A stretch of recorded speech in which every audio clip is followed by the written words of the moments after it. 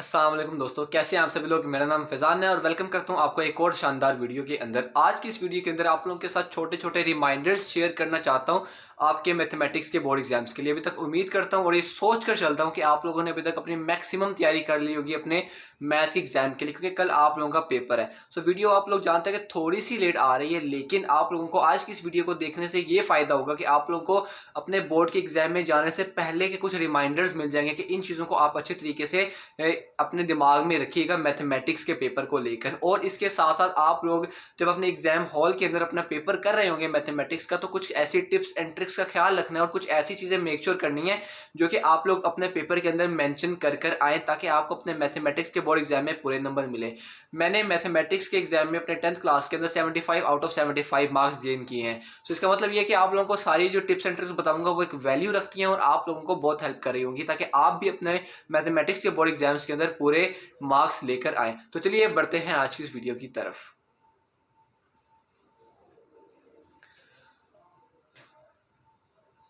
सबसे पहले मैं आप लोगों को जो रिमाइंडर देना चाहता हूँ, फर्स्ट ऑफ ऑल वो ये है कि आप लोगों ने इस टाइम जब आप अपने बोर्ड की तैयारी कर रहे हो, ठीक है, अपने मैथमेटिक्स के, तो सबसे इंपॉर्टेंट चीज होती है फॉर्मूलाज, ठीक है।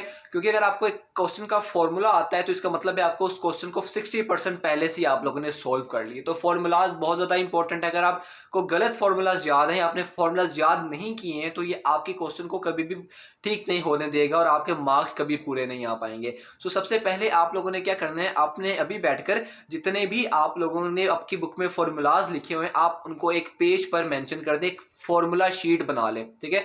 और ऑल द टाइम उस फॉर्मूला शीट को रिवाइज करते रहे बार बार, यहां तक कि अपने बोर्ड एग्जाम्स के अंदर जाने से पहले सेंटर में जब आप पहुंच जाएंगे तब आप उसको साइड पर रखिएगा या फेंक दीजिएगा या किसी जगह पर रख दीजिएगा, क्योंकि बोर्ड एग्जाम हॉल के अंदर लेकर जाने नहीं देंगे आपको। लेकिन उससे पहले तक आपने ऑल द टाइम फॉर्मूलाज सबसे ज्यादा रिवाइज करने हैं, क्योंकि फॉर्मूलाज अगर आपको याद रहेंगे तो इसका मतलब है आपको क्वेश्चन आता होगा, क्योंकि बाकी तो सिर्फ आपकी लॉजिक और कॉन्सेप्ट होगा कि आप उस क्वेश्चन को सोल्व कैसे करते हो।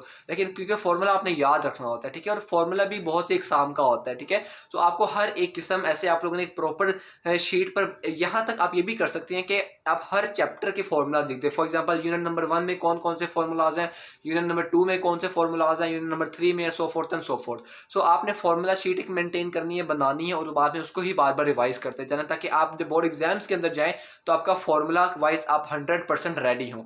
इसके बाद जो दूसरी चीज अब हम बात करते हैं अपने एमसीक्यूज के हवाले से। अब एमसीक्यूज, क्योंकि आप लोगों के मैथमेटिक्स के अंदर ज्यादातर एमसीक्यूज वो वाले आते हैं जो कि आपने सोल्व कर कर करने होते हैं, ठीक है। सोल्व करने के लिए आप लोगों के पास जो शीट होगी, अब आप पूछेंगे कि कोई रफ शीट मिलती है, वैसे आपको आइडिया होगा, लेकिन अगर जिनको आइडिया नहीं है तो आपको जो आंसर शीट मिलेगी उसकी आपने बैक साइड के ऊपर सारे रफ वर्क को करना है, और कोशिश करनी है कि सिर्फ एक ही पेज रहने दें, और बाद में उसको जब पूरा पेपर हो जाए, सारा रफ वर्क हो जाए, तो उस पेज को काट कर ऊपर लिख दीजिएगा कि ये रफ वर्क है, ठीक है। क्योंकि आपके मैथमेटिक्स के अंदर आपको नहीं पता कि आपके लॉन्ग क्वेश्चन कितने लेंथी हो सकते हैं, तो हमें शीट्स की जरूरत है।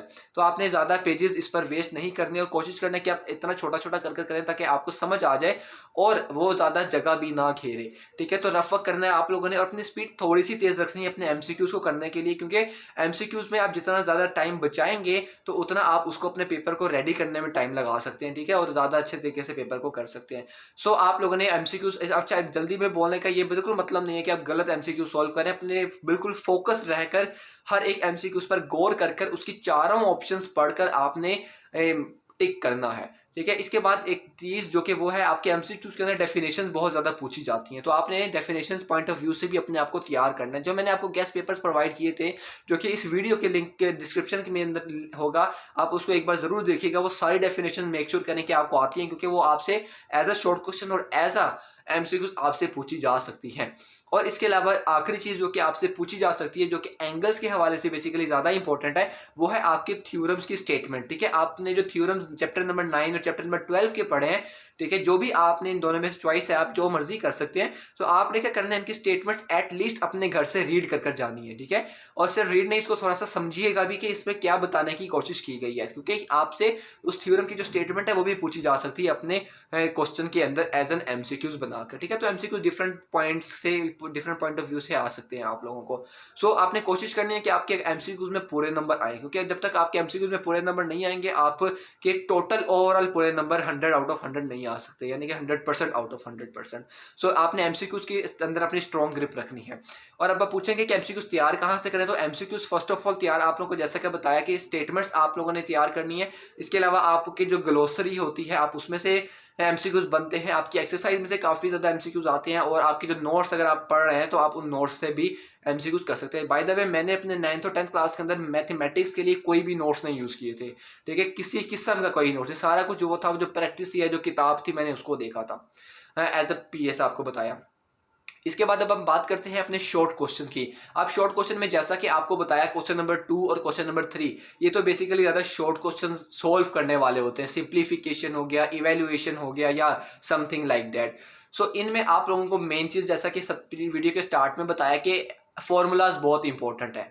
फॉर्मूला आता होगा तो आप एमसी अपने शॉर्ट क्वेश्चंस को कर पाओगे। अब आप टेम्पटेशन की थोड़ी सी बात कर ली जाए तो आपने हर शॉर्ट क्वेश्चन के अंदर इक्वल्स का साइन लाजमी से लगाना है, और पूरा क्वेश्चन नहीं लिखना, क्वेश्चन नंबर का पार्ट देना है, और जो सवाल आपसे पूछा गया आपने वो लिखकर नीचे सॉल्यूशन की हेडिंग लाजमी देनी है, ठीक है। इस बात को नोट कर लो, अगर नहीं करते थे तो कर लो, ठीक है। पूरा सॉल्यूशन या SOL आप लोग लिख सकते हैं, वो लिखकर आपने क्या करना है, पहले मार्कर के साथ SOL लिखा सॉल्यूशन, उसके बाद आपने पेन के साथ उस क्वेश्चन को जो सिंप्लीफाई जिसको करना है उसको दोबारा लिखना है, और उसके बाद आपने उसको सॉल्व करना है। और जब आप उसका आंसर निकाल लें तो क्या करना है, उसके गिर्द आपने रेक्टेंगल ड्रॉ कर देना है ताकि पता चल सके मार्कर के साथ। कुछ यहाँ पर बच्चों में कॉन्फ्लिक्ट आता है, कुछ बच्चे क्या करते हैं सिर्फ आंसर को मार्कर के साथ लिख देते हैं, ये तरीका भी ठीक है।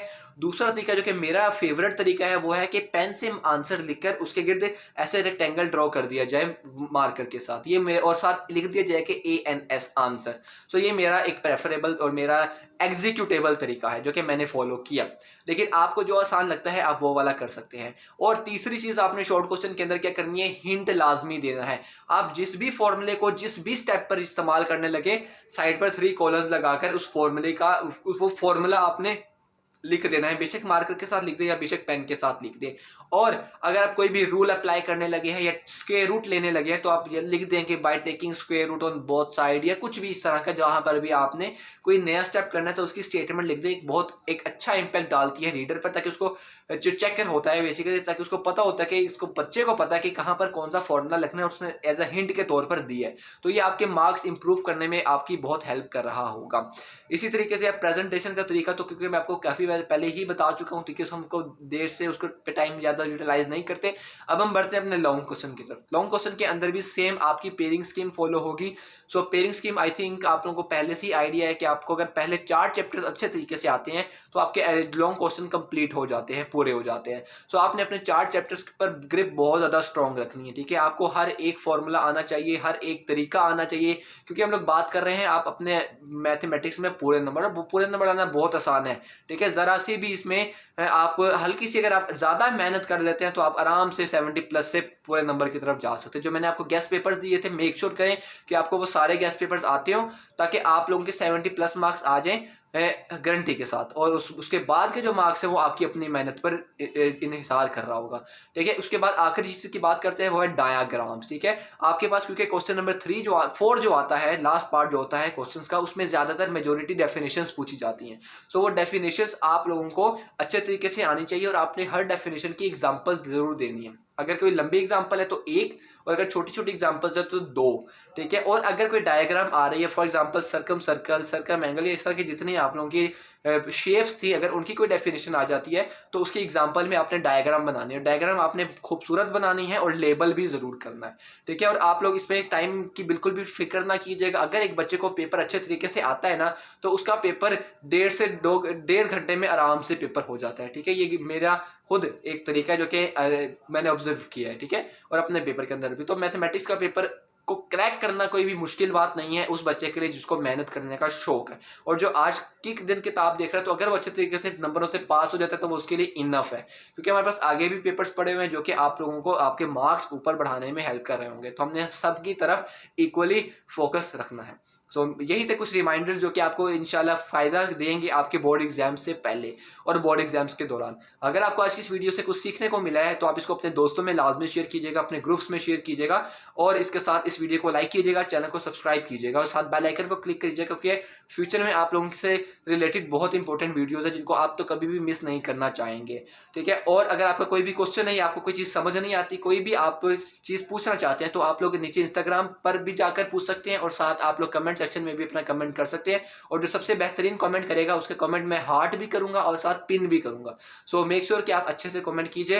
अपना बहुत सा ख्याल रखें, अपनी पढ़ाई को रेगुलरली करते रहें, क्योंकि ये आपके पास लास्ट मौका है अपने जो सारा साल पढ़ा है उसको दिखाने का और अपने आपको प्रूव करने का। अपना बहुत सा ख्याल रखें, मिलते हैं अगली वीडियो के अंदर, तब तक के लिए सी या टेक केयर, अल्लाह हाफिज़।